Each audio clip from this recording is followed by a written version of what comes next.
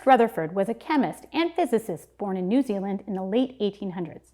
When he was 26, he began his career at McGill University in Montreal, where he worked on radioactivity.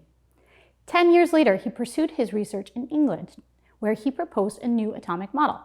This model came after Thomson's atomic model. His new model began with an experiment in which a thin sheet of gold foil was bombarded with positively charged particles. While most of the particles passed through the sheet, a few were deflected. Rutherford concluded that an atom consisted mainly of empty space and that it had a very small nucleus full of positively charged particles called protons. A similar model was independently proposed earlier by a Japanese physicist, Hantaro Nagaoka. Rutherford also assumed that the electrons moved randomly around the nucleus. This model is limited. It does not explain why the negatively charged electrons do not crash into the positively charged nucleus, nor does it explain why the repulsive forces between the positively charged protons do not rip the nucleus apart.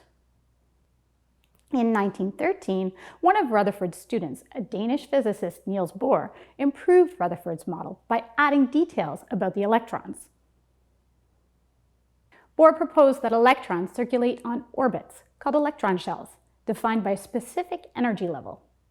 The energy level increases the further the shell is from the nucleus.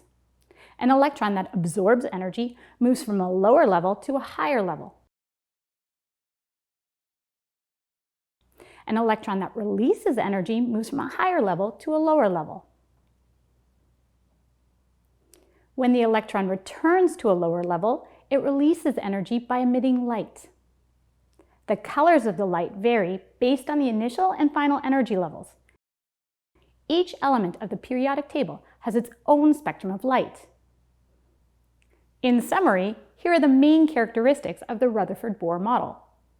The atom is represented as mostly empty space with a dense nucleus that contains protons in the center. The electrons orbit around the atom's nucleus on specific electron shells.